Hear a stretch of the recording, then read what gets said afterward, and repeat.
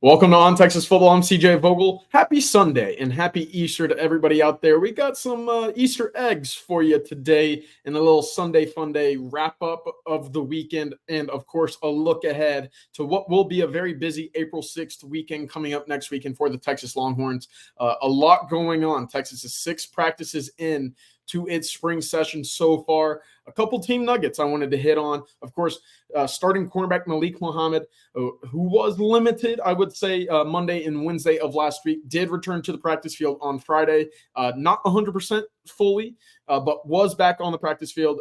One of the things that we noticed when media was out there Monday and Wednesday was, yes, he did suit up. Yes, he did go through what I would say about a 50% warm up in the stretching lines, and then he would depart to the training room off the field each day that we were in attendance of practice. Friday, he carried out an entire day of practice, was not with the first team fully. He was with that second unit, and it was once again Gavin Holmes as your starting cornerback opposite of Terrence Brooks with that first team. Aside from that, Mo Blackwell starting to get some interior looks as well next to Anthony Hill, him and David Benda. Again, two of the guys with the most snaps, most experience in that linebacking room at the moment. That's Mo Blackwell, who we saw at Sam very often in the 2023 season, getting some run on the interior. My thought process there is just adding depth, adding pieces that Texas can rely on that has experience.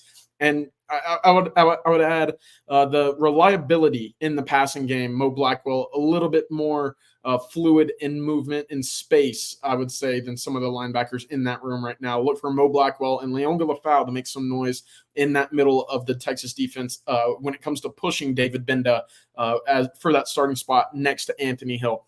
The first team offensive line remained the same, and I think that's going to be what we see moving forward, obviously with Hayden Connor kind of filtering back in at left guard, maybe pushing Cam Williams a little bit at right tackle as well. So that offensive line for the first unit continues to look like Kelvin Banks, Nato Umeozulu, Jake Majors, DJ Campbell, and Cam Williams at right tackle, going from left to right, obviously. It's a really good group. That's a really good group. And one of my biggest takeaways so far this spring has been what this unit looks like. And I think that's certainly an encouraging aspect of this team and the makeup and the identity of what we will see in the 2024 Texas football, coming this fall. That offensive line should be in contention for the Joe Moore Award. I would add it should be the strength of this team aside, from the quarterback and what we see from Quinn Ewers this year. But as long as those two pieces are working well and the health remains on their side, you should see a very potent Texas offense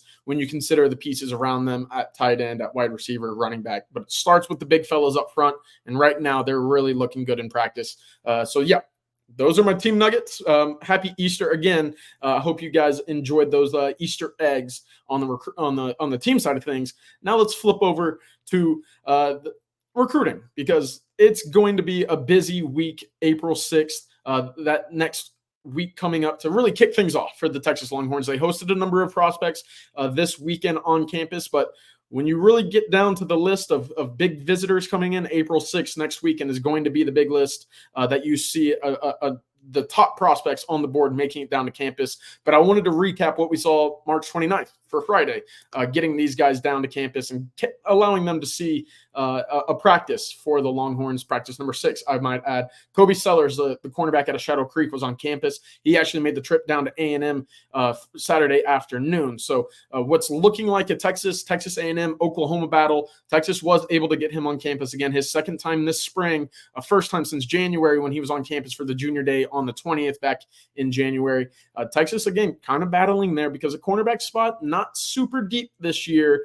And when it comes to, kind of the big names in that class, if you miss out on a guy like Dorian Brew, you're going to have to certainly have those efforts at the cornerback spot ready to go. So Kobe Sellers, one that Texas is starting to circle back around on and get back involved with, trying to trip away at what is perceived to be an Oklahoma lead at the moment right now. The big one out of the West Coast is Josiah Sharma out of Folsom, California. He was on campus, as was his head coach at Folsom, Paul Doherty. They were able to catch the entire practice. They hung out with the staff afterward, made it back to the Moncrief facility. That's a big one Texas and Kenny Baker trying to branch out a lot when it comes to recruiting the defensive line. We talk about Georgia, Louisiana, Florida, kind of the efforts that we've seen so far in that group on that position. But look at Josiah Sharma out of California. That's Johnny Nansen territory going out there. I wanted to reiterate, Johnny Nansen and the Arizona staff actually offered Josiah Sharma in November of 2021. So to go back quite a bit, that relationship has been established. They are familiar with one another. Now that he is on the Texas staff, look for him to be a big integral part of the recruiting efforts of the big boy out of the West Coast. So those are the two big names in the 2025 class. Javian Osborne, the running back out of Forney, was on campus. Texas has a commitment right now from Racing Guillory, who will be on campus April 6th next week. But again, kind of piecing together that running back class that you see so far in 2026. A lot of talented prospects. Javian Osborne, again, 2,900 yards, 38 touchdowns last year for Forney. A really talented prospect. If you watch his tape, you will see exactly what I'm talking about. Jalen Pyle out of Parish Episcopal was on campus as well, a 2026 wide receiver. And then a pair of really intriguing 27 options. Jerry Meyer III, now at Waxahachie, threw for 58 touchdowns last year at Nevada.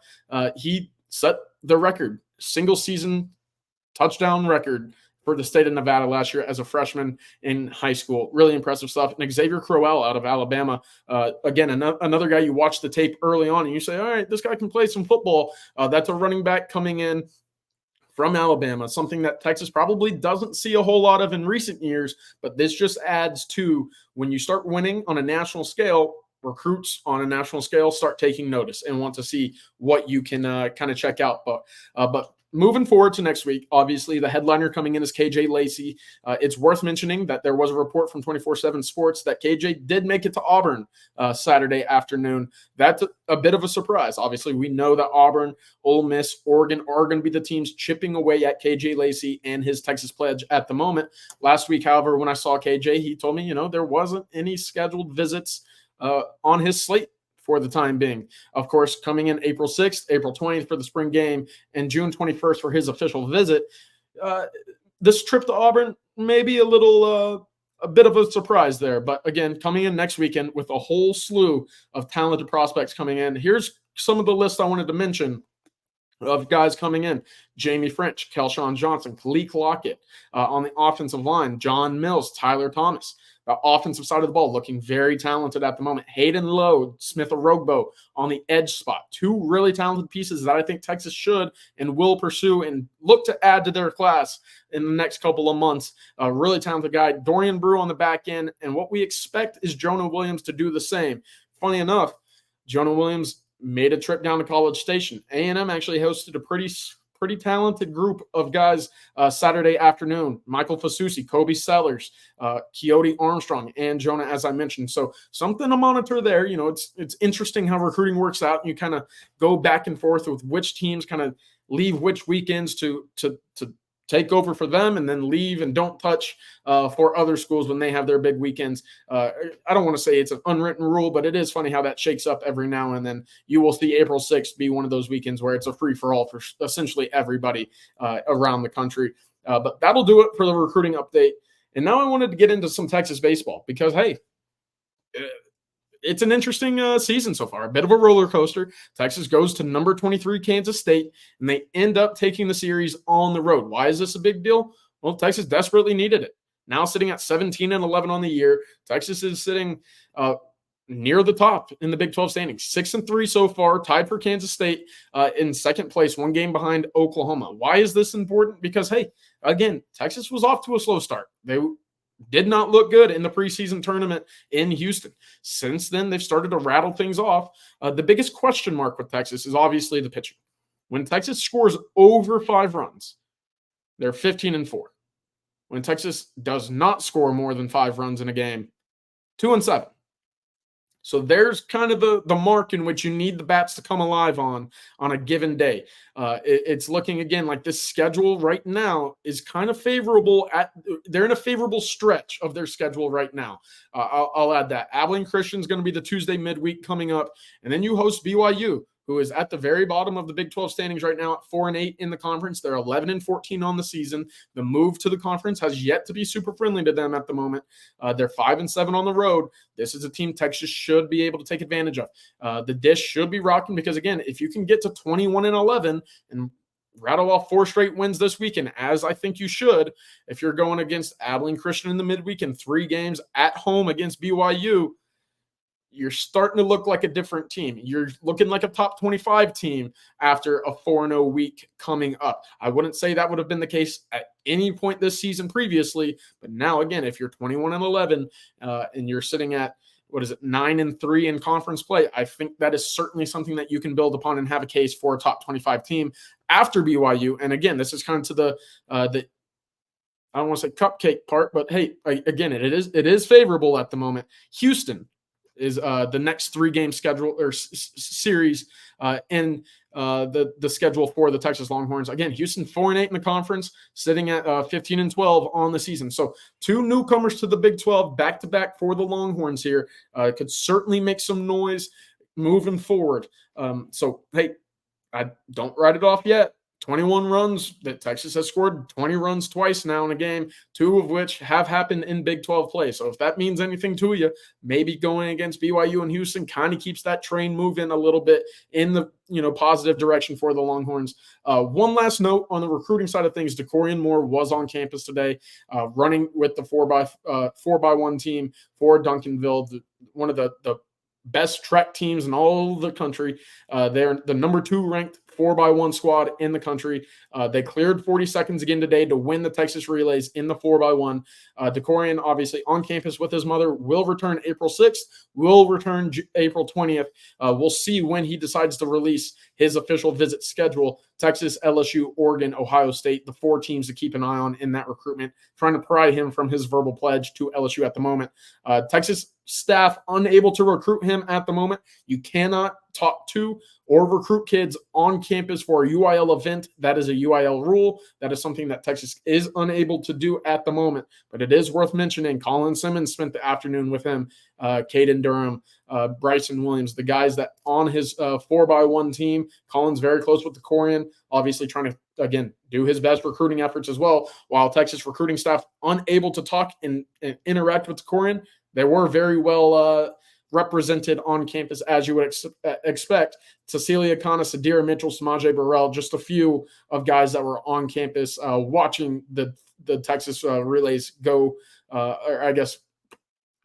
underway at the Mike A. Meyer Stadium this afternoon. So a lot going on. Happy Easter again. Hope you guys enjoy your Sunday fun day. This was a nice little recap of the weekend on campus, a little spring ball, a little recruiting, a little baseball, because, hey, opening day is coming back. The boys up in Arlington got the ring on their finger now, so a little bit of excitement in the air. I'm going to go hit the dish here in a few, get a hot dog, see what we can get into this season as well, because, hey, it's starting to heat up, and April 6th is going to be a big one for the Texas staff. So until then, make sure to head on over to On Texas Football for all the latest recruiting updates, news, team intel, whatever it is your heart desires, we'll have it. So until next time, we'll see y'all later. See you guys on the Sunday night live stream later this evening. My name is CJ Vogel, and this has been On Texas Football Sunday Fun Day. Welcome.